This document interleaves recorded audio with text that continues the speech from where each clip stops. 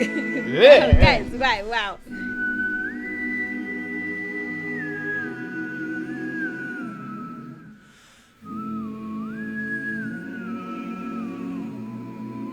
Oh my god, I'm at church. Bro's taking me to heaven.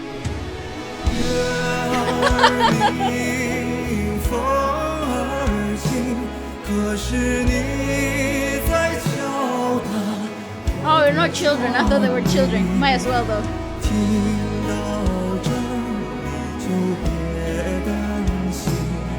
Nice. Our mother would like this.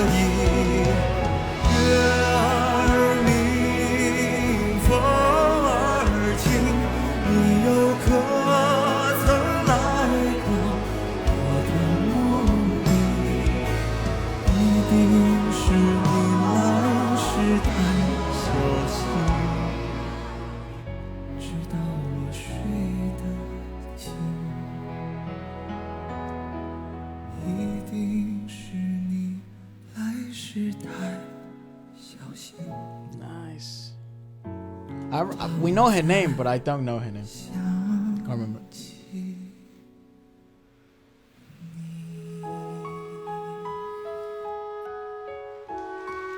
Yeah. I'm immensely intrigued on one of his performances live, like in a venue, a larger venue.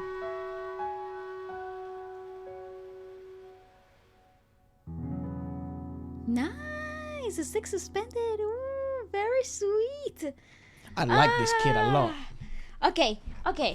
Before we get into the lyrics, because they're obviously very emotional, they're obviously very nostalgic, there is a touch of human essence here that I think it's so incredibly hard to emphasize, because once you understand the lyrics, you actually get to put the pieces together, if that makes sense. But I like not understanding the lyrics at first. That actually lets me analyze the emotion that it evokes without me having a biased perspective because of the lyricism. Once you unpack the lyricism, it adds value to that experience that I initially had. But in this moment, I feel there is that delicacy of human nostalgia. There is a bit of longing. There's no sorrow, but there is a mourning, a soft mourn of something that you had and can no longer reach again. And I adore the fact that even the chord progression, it's quite bright. It doesn't have that heaviness or the unexpected weight of pain, but there is a touch of I wish I had that still. So that longing is still there, but it's a bright chord progression, and I think I love the elements of the clarinet and the choir bringing those vocals forward. I just thought it created that dreamlike environment that is only brought forth because of his breathiness and tonality. It is a very good performance. I guess the clarinet could be interpreted as if like because it's so bright, right, and it pings through so much, that frequency is so high. It could be seen like, you know, that because it's so bright, it could be like, you know, those are that's your childhood, those are the memories of your past. Okay. So very bright memories, but you're sort of reminiscing in them. But because he's such a counterpart to that because of his natural vocal texture. Again, my question with him is like, again, I'm really curious on seeing how this translates in front of 15, 20,000 people, because I'm pretty sure he can sell that. Because that would be so difficult to master and equalize. I think it would be rough. Do you remember, Bob? Do you remember what's her name? The Fast Car Woman, Tracy Chapman. Tracy Chapman. So Tracy Chapman had this sort of style, not a soft, bit harsher though, because she did, you know, because she was like a soul acoustic artist. No, she was a singer-songwriter. She is a singer-songwriter. Yeah, but like if you look at that performance in Wembley Stadium, right, in front of 60,000 people, right, and she's singing Fast Car with her guitar and nothing else because they were having some issues. She projects immensely well. Yes. Because of her, like, she naturally, just the things that she was introduced to because of the time, she wasn't a belt that would fill out the sound. It would fill out the space, you know. With him, how the do you do this? Like, how would this show work? Yeah, no, that's a good point. In terms of like the actual sound engineering, that's a difficult On Sonic task. Space, mate. Sonic Space wise, this works on this show. Yeah, it Perfect. does. It does. Like we've had to obviously. But when I would say, sorry to interrupt, but I would say that what we just saw would be very close to what you would get in a concert environment, given the fact that it also would be something that he is easily like. This is his way of singing, so I think it would be more grounded. But I think it would have to be more grounded. But I think that just the natural, that's just the natural inclination of the singer. But I'll give you an example. Yeah. So you look at there's a singer from the Filipino music industry called Moira de la Torre. She's very, very popular, and she does something quite similar to this. She's a bit more breathy in the female way, but when she performs live, she cannot perform like that. It's impossible. It doesn't happen. You can't walk around and have that level of stability. That is impossible. What she does is she actually belts. Like, she's actually immensely, like, very impressive. She sounds a lot fuller when she goes to festivals, when she does her own solo performances. In environments like this, because everything is towards your favor, and look, there's a reason why he's still, man. Like, that guy is grounded to the floor. He's like concrete he's got on his feet. Does not move for a reason. He does not want to shift any type of, like... and then he whistles as well. So there is literally there can be zero extraneous variables that affect his breath control. Correct. In a live performance, that's impossible. Like in a live show, that will not translate that way. You can let him sit down. You can let him do their show. Can do the crowd whole control. He's gonna have to get pumped up. His heart rate's gonna be going through the fucking roof. Yeah. Like, and the thing is, remember what I said at the beginning? He's deceivingly technical.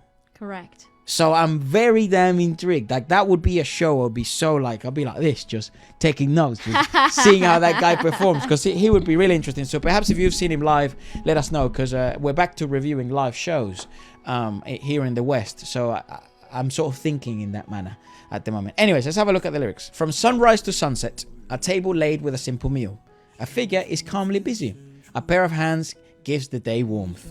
Too young a person, he's always unsatisfied. Stubbornly, unwillingly to stop traveling. Looking at the lofty sky, he took the long route, forgetting to turn back and see whether or not she cries. Oh wow, so he's a boy full of dreams. And everything comes at a price, man. Bright moon, gentle breeze, but you're knocking on my window lattice. When you listen to this, don't be worried. Actually, I'm still doing okay. Bright moon, gentle breeze, you've been in my dreams again. It must be you, coming so carefully, knowing I sleep lightly.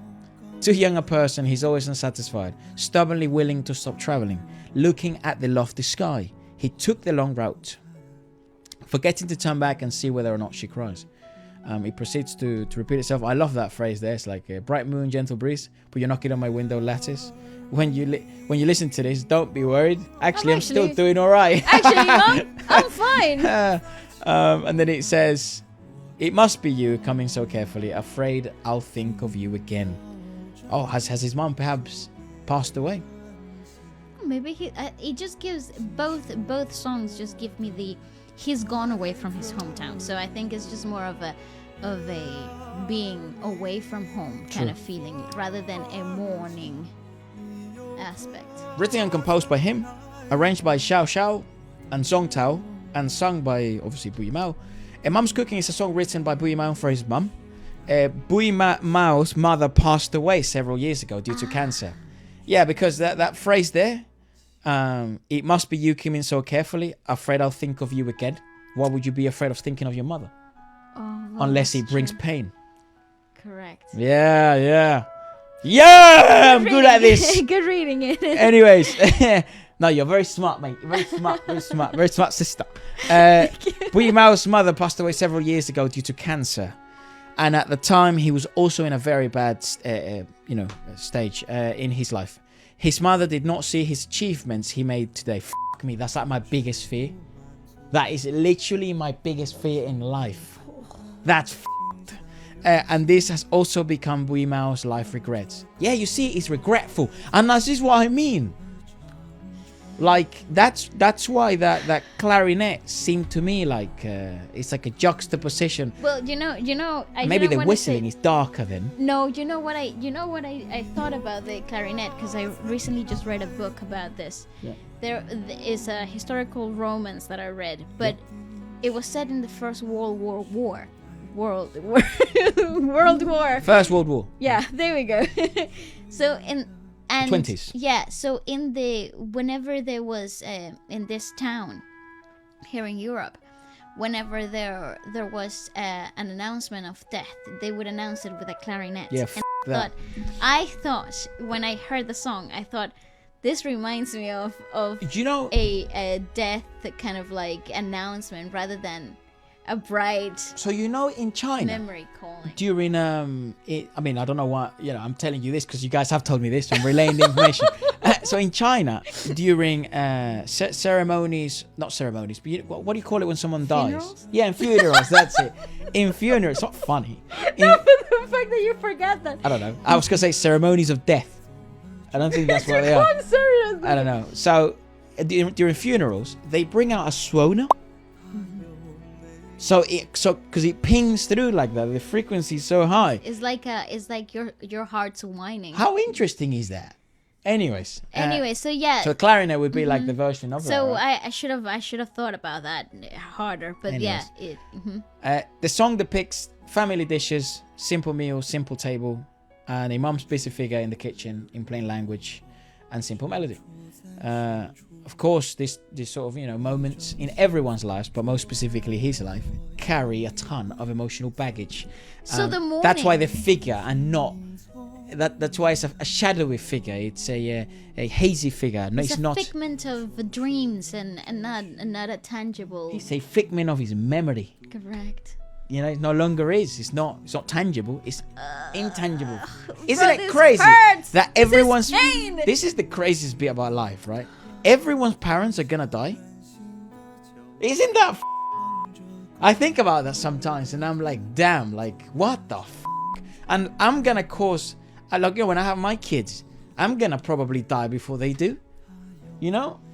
Jesus Christ, right? That is so sad. Why do you remember? Dude, it's horrible. I know. So I understand why these types of lyricism, compositions, they work as such cathartic manner for the artist and even for people.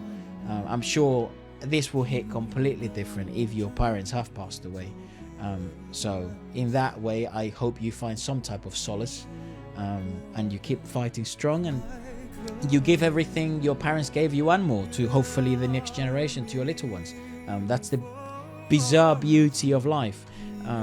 But yeah, hope you're all doing all right. Thank you so much for watching.